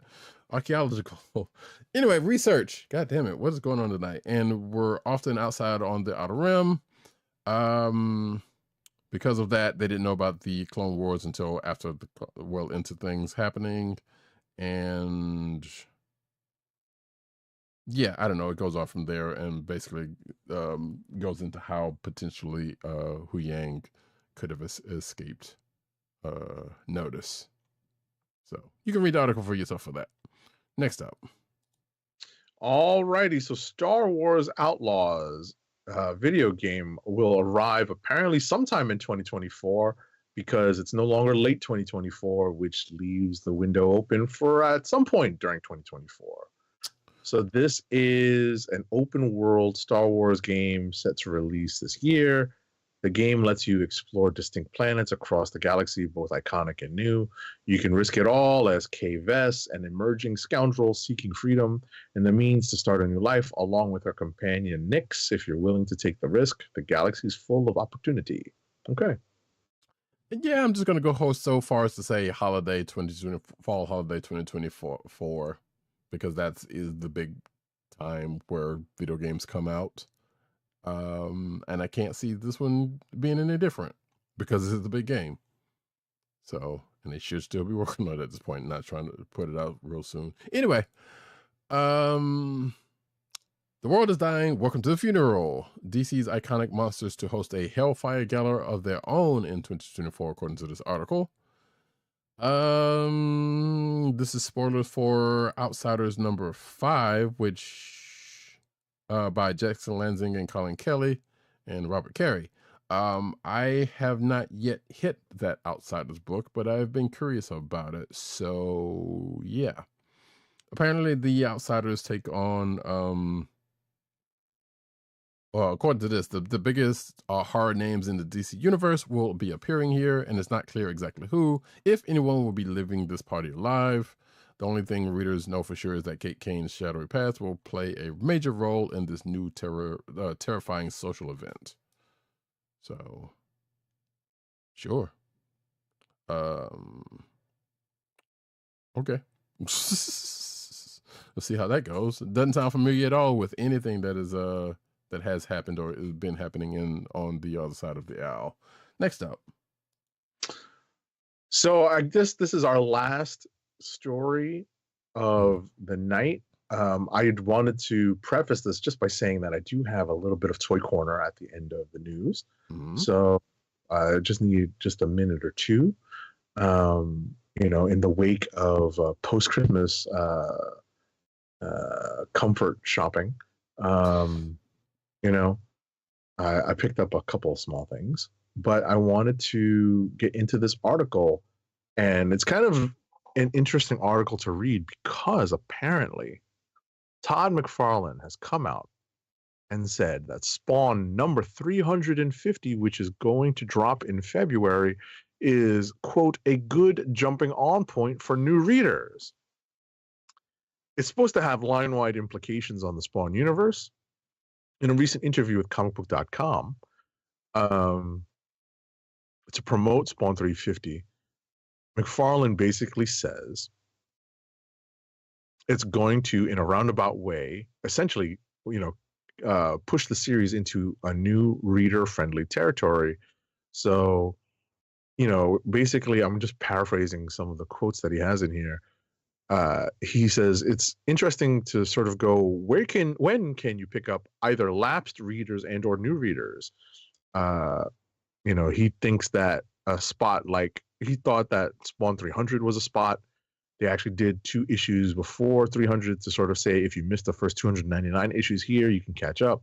So he thinks 350 is a good jumping on point. Hey, I collected the first like 50 plus issues of Spawn and I jumped off. I was like, yeah, that's enough for me. I can't believe they're up to 350 now, which is crazy. Well, 350 and so much of time also you have to think about, because Spawn's been around for a minute. Yeah. And yeah, the only Spawn I think I hadn't read any Spawn. I just saw the HBO animated thing from way back when. Right. And I personally own like the first like 50 issues, and then I got off after that, but that was a long time, man. Right. So, which means that while we've seen this from the other side, and this is just me speculating, because of Agent 70's recent readings of Philadelphia, that means that this is where it all comes together big time, right? Maybe. It's kind of wild how the Image universe kind of works. So yeah. And that, folks, is that for the news. And Agent 70 said he had a little bit of a Toy Corner. So yeah, a little bit of Toy. Put the spotlight on him. A little bit. So, 1 second. I was joking last week about, doing some retail therapy. That's what I was talking about, comfort shopping. And, sometimes the easiest thing to do, the easiest thing to get, at the tip of your fingers is a Marvel Legend, right? Stuff that you've been meaning to get, stuff that's been sitting in your cart. I still have not pulled the trigger on getting the Brotherhood of Evil Mutants or Freedom Force, as I remember them from the Claremont and Silvestri days in X-Men. But I did take one step in that direction was a character that I had been meaning to get. I had missed out on the first version. That was, I believe, a Walgreens exclusive. So I ended up getting the VHS animated Mystique. Right? So this is the VHS packaging for Mystique. You can see a picture of the figure here. I'm going to drop my virtual background for our video viewers. Remember, folks, we are on YouTube, so you can check out the video of the show on YouTube and Twitch. So here is the box. And Twitch, I'm sorry. And, this is the figure that comes with like a little, spoiler alert, baby Nightcrawler. And I think a weapon or two. So, at the end of the day, I think this is like a good option for getting a Mystique. I'm not so fan on like the shading, like the animated cell shading that they use, but who cares? It's Mystique. She's always going to be like kind of constantly shifting in any light that she's in, right? So this is why I chose this Mystique. I have not committed to getting the Brotherhood of Evil Mutants, like that version of the Brotherhood, which means I would have to get Destiny. I'd have to I'd have to plunk down some extra dough because the Blob is actually a pretty in-demand figure, and the aftermarket prices for him are relatively high. But he was always kind of an expensive figure. He's like over $50 to start with because he's a big chunk of plastic, and I'd have to track down the Pyro and Rogue 2-pack. I'm not keen on that because that's been out for a while. I know that the Avalanche is pretty easy to get because he's fairly cheap on Amazon. But they still have not come out with the Crimson Commando. But that essentially would be the last character from that version of the Brotherhood of Evil Mutants / Freedom Force. So because I know that there is a Destiny out. It's the younger version of Destiny. It's not the old version, but it's still a Destiny, and I would hate to have to buy it, but you got to be a completist. Anyway, next and last, in terms of, I actually enjoyed seeing like the year-end Marvel Legends posts that I saw some users on Instagram that I follow put up. That is, they posted like their top 10 Marvel Legends, and I was looking at some of the top ranked figures that some of the people that I follow put up, including his name is Dwight. He's one of the designers who works for Hasbro, and he posted this particular figure, and posted why it was so great. So I ended up picking it up, and that is the Marvel Legends, the Beyond Earth's Mightiest version of Black Widow. Right, this is the one that has all of the extra gadgets, the multiple heads, lots of pew pew effects, and a pinless body. So this is basically the definitive Natasha Romanoff, with the black costume, with the classic black costume, even though for a lot of us, especially children of the 80s, we have fond memories of the gray costume.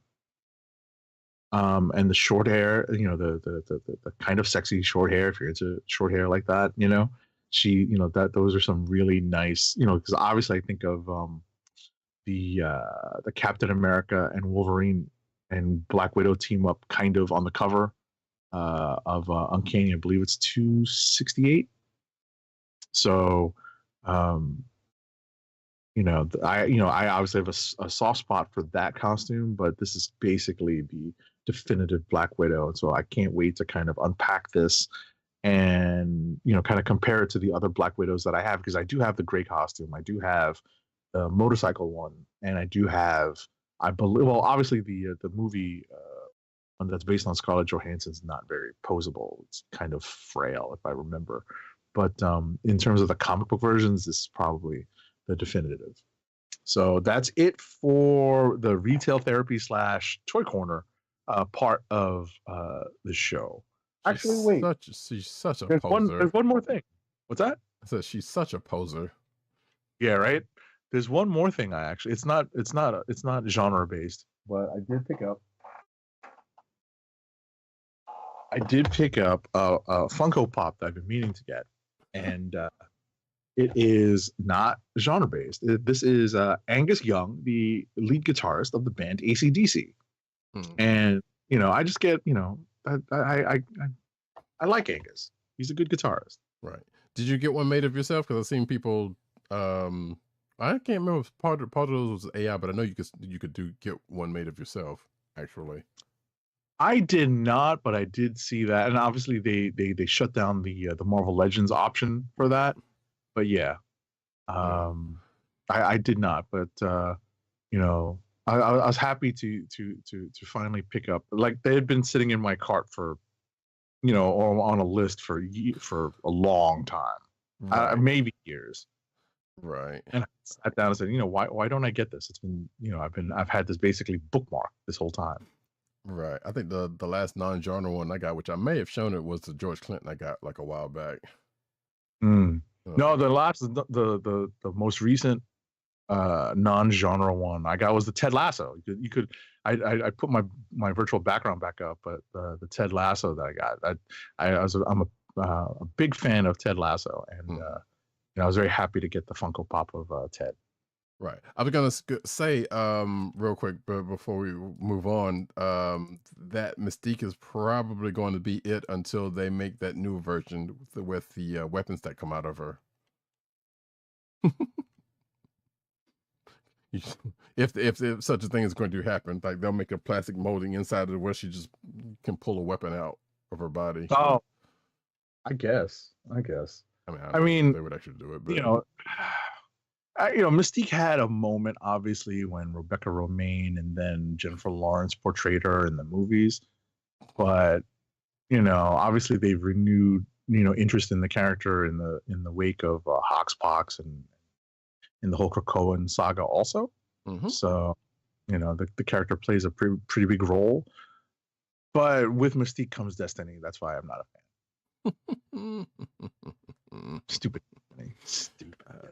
We'll, you know what, that is an unpacking for him and his therapist. We will not go. Oh no, we would not go there with that. But but Agent 70's history of not caring too much about Destiny is long. She's a terrible character.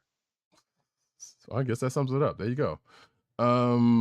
He sucks. I mean, I know they're trying to rehabilitate her and expand on her, but come on, man. I don't know. They, with that last little bit with Nightcrawler, that doesn't seem to make her any better. But hey, I know. Either way, we're gonna push on and say that we got one more ad read. Our last ad read of the night is for Amazon. Keep our podcast free by shopping at Amazon. Visit cspn.us and click the Keep Our Podcast Free link at the top of the page. From there, scroll down and click on the Amazon link to shop. Purchase items from Amazon as you normally would, whether it's books, music, electronics, jewelry, apparel, or Marvel Legends that you've been meaning to buy. For every purchase made on Amazon through our link, Amazon sends the CSPN a payment that helps us keep the Comic Book Chronicles podcast free for our listeners at no extra cost to you. Amazon.com through cspn.us. Do it today. Agent 70. Something I forgot to ask you about, based off of part of a conversation we had last week, and that's something that we would normally have done. Do you have any comic book resolutions for this year? I already fulfilled one, which is I had to buy a few more drawer boxes to supplement the drawer boxes that I had already set up, and to basically tidy up my comic book collection. I still have to file, but I did end up getting some more drawer boxes because of a holiday sale. I mean, those things are still expensive, like per case, and shipping is exorbitant for those gigantic cardboard boxes. But I did fulfill one particular resolution, which I had made, which I hadn't really made, but I was thinking of making. But when I saw the sale, obviously they needed to boost sales at the holiday, during the holiday. So they sent out emails to previous customers with discount codes. And I was like, oh, that was a good time. Yeah, I saw that email. And I didn't look at it because like I don't need any more of those boxes at the time because I think I had the last time I bought something, I bought a bunch or I bought at least enough. So Right. but So now I'll be filing my comics, and it's wonderful that I'm not a Wednesday warrior anymore. That I'm not like actively expanding my collection, not exponentially, but on a regular basis. So it helps me to kind of see if there's some whittling down I can do, some shifting I can do to lighten some of the boxes and make it a little easier to access some of the things that I still have that I like to look at from time to time, even though I have apps that basically access virtually all of them, except for the DC ones. I don't want to pay for the DC app, but right. I own the Titans issues I want, but I like, but what are you going to do? But bottom line is that's one of them. And I think the other resolution comic wise is kind of like a personal art thing too. I just need to get back to drawing more. I haven't done Inktober for a couple of years. I just need to get to drawing more, period. So that would be, I guess, my comic related resolution, as it were, since I'm not, actively collecting. I think the one resolution that's probably directly related to our show is to try to get back into reading a few non-Marvel, DC, or even big Image books. Right. Obviously, we had that discussion that was spurred on by one of our loyal viewers. Forgive me, it's Benji. Benji Games too. Yeah. Benji Games. I want to say Benji Comics. Benji Games. I apologize, Benji Games. I used to be much more vigilant about reading things that were brand new number ones and whatnot. But time, everyone has different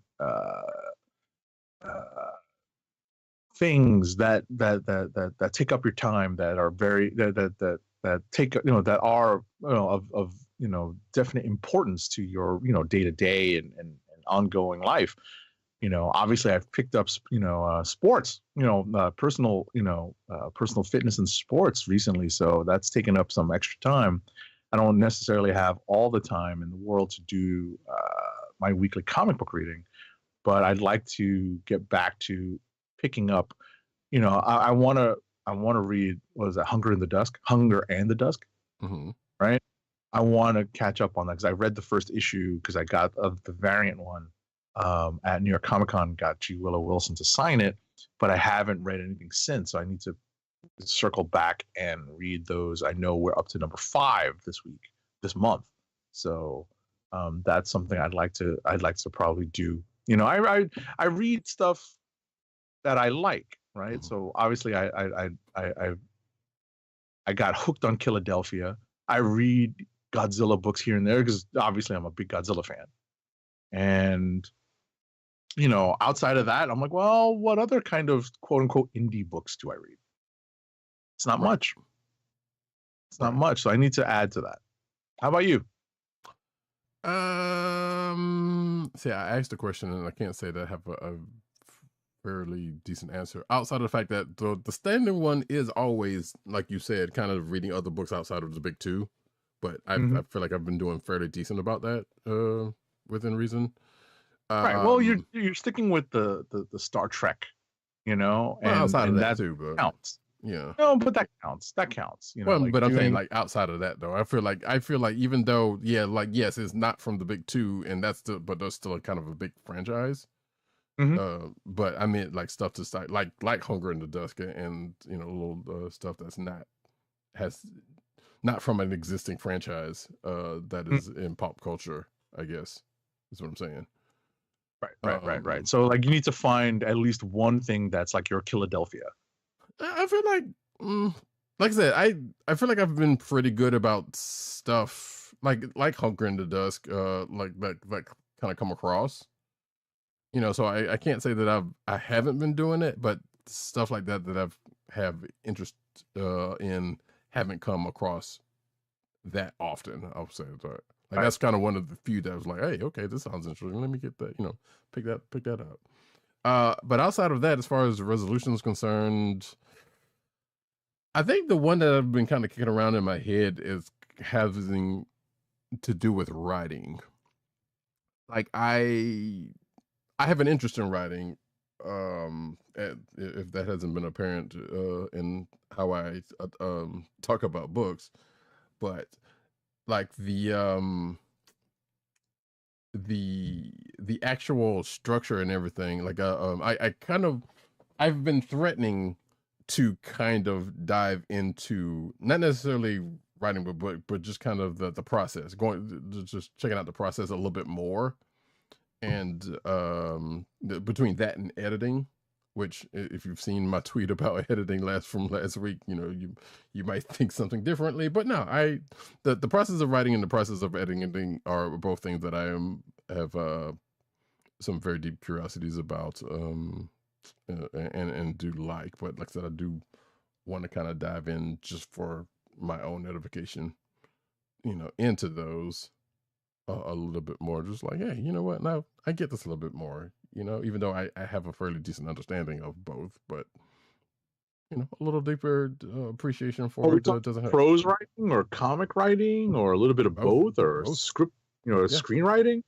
I mean, you know what? Screenwriting is probably the one that I haven't really thought too much about, but definitely prose, comic, and the like. Which I guess once you get into that point, scripting a comic book, kind of can go into script writing in a way, because there's some similarities. What I was going to ask is, have you taken any concrete steps of like getting like a how-to book or some of those guides? Because I know that I've got a couple on my shelf. I think the Bendis book, and I could turn around on my bookshelf and take a look at some of the comic book writing books that have been published, let's say within the last 10 years. Maybe you need to just like pick up something simple. Like I know that Alan Moore put out one. Yeah, like that one's out of curiosity because I know he's got a whole lot to say about a whole lot of things. Right. But to kind of answer your question, I think I also have that Bendis book actually. And there is a course that I came across on this one site that I was on, Udemy, that somebody made it, and the name escapes me at this point, about comic book writing. So yes, I do have materials on that front. Put the long story short. Right. I just so it's really more like, is there a concrete step you can take to, like I'm not so big on resolutions, but it's like I need to do more of this, right? Like it's something that like I'm not trying to be like a new me. I'm trying to be a better me, right? Right. So I have my materials. I am a fiend when it comes to art supplies. I'm like a drug addict. When you put me in an art supply store, I was like, oh, I could use this. This will make me better. Like, no, it won't. Practice is going to make you better, but it's going to feel better in your hands. That's always how I sell myself a new pencil. Right. That's that it's not going to make you a better artist, but it's going to make you feel better. And sometimes that's all it needs, right? That's all you need. Right. You're more comfortable, you'll sit there and draw longer because you're more comfortable drawing with this particular pencil or pen or marker or whatever on this particular style of paper. So, that's general, like I'm good with supplies. I've got my how-to books. I kind of enjoy that. I just need to sit down, and I tried doing this with a calendar and it didn't really work, but I may have to revisit this. I maybe just set alarms so I can hear it, as opposed to just calendar notifications on my phone to tell me to go to my drawing table. Go to my drawing table, set up a certain time that says, look, you draw, you have an idea what you want to draw, or just, do like some warm-up sketches just to keep the muscles going and to keep the creativity flowing. Right. Like work on some, portraits, some how to draw books, do a couple of exercises, just sit down and do it. Get the reps in. It's kind of the approach that I'm taking with volleyball. Get the reps in. Right? You got to play. I intend on taking some coaching classes. Not to learn how to coach, but rather to kind of relearn some of the fundamentals that I probably have either forgotten or have been changed somewhat since I actually took volleyball in high school and junior high school. You know, so that's Right. that's how I'm approaching, like these like semi resolutions. Yeah, get some more hip hop artists under your drawing belt. Yeah, yeah. I mean, listen, at the end of the day, like I did something very small to kind of facilitate that. Like I finally put like a solid Bluetooth speaker down by my workout bench and which is right next to my drawing table. And I'm like, you know what? I've been not having like a solid speaker down there that was Bluetooth because I normally plug everything into an old computer down there into like a stereo that I have so you can really blast music. Mm-hmm. But sometimes you don't want to fire everything up. You just want to, have your phone and you just want to stream a few things and do something quick. Mhm. Sometimes it's easier to do it on your phone. So, like I said, I took a couple of concrete steps Gotcha. to kind of move to make that better, Gotcha. So yeah, that's all. It's interesting that you brought that What's up. I'm like, oh, I've been kind of doing like taking small steps, not even, it was like kind of borderline into the new year. So yeah, Mhm. that counts. Yeah. And I can't remember if we actually the broached the topic last year. That's why I wanted to bring it up. It was like, hey, you know But what? we've had, yeah, we have. I mean, I don't know about last year specifically, but we That's what I'm have in the saying. What we past. have in the past, right? That's one. So I was like, hey, let's bring that back up. Just put it back in place, see how that works out. So Yeah, and anyone listening or watching, if you want to throw that into the socials, what you're thinking about doing, not necessarily to make a new you in terms of how you approach comics and pop culture, but maybe make things better. We enjoy to hear it. And speaking of socials, my name is Roddykat. You can find me at Roddykat on Twitter. You can find me at News Nerds Need on Twitter. You can find me at CBCaps on Instagram. Agent_70 on Twitter, Instagram, and Threads. Threads! Surprisingly lasted through the new year. Shocked, really. PCN_dirt on Twitter. Pop Culture Net on Twitter. PopCultureNetwork.com is on those umbrella sites therein. And Tim DOGG98 on Twitter, CB Cron on Twitter, which is the Comic Book Chronicles Twitter account. The Click Nation also on Twitter. That's TheKeliquNation, all one word. TheClickNation.com, and of course, he's over at comicbook.com writing his face off. Always. And if you're asking yourself after all this time, how is he writing his face off when he uses his hands? Shut up. You can find this here podcast on the Coast of the Podcast Network. That's ESPN.us. Do it today. You could also find us on your podcast perusal place of choice, whether it be Google Play, Apple iTunes, like Apple Podcasts, Spotify, or the Coast of the Podcast Network SoundCloud page. Make sure to click like, subscribe, and leave us all the positive 5-star reviews, especially on Apple Podcasts. And as I said, you can find us streaming every Thursday night, 9:30-ish p.m. Eastern Standard Time on the channels of the YouTube channel of The Click Nation. That's youtube.com/TheClickNation and twitch.tv/Comic Book Chronicles. Again, make sure to click like, subscribe, and hit the notification button so that you know when we are broadcasting live. I was going to say more, but video game streaming coming soon of the comic book variety, because I make that my solid decree. If there is a resolution to be had for this here program, or at least adjacent to this program, that is that. In fact, I got most of the things together with the exception of trying to get some bot stuff and whatnot, but I got a whole ass list of games that to play going back decades and whatnot, including one that I just didn't know about from back in the original NES days, which is weird to see.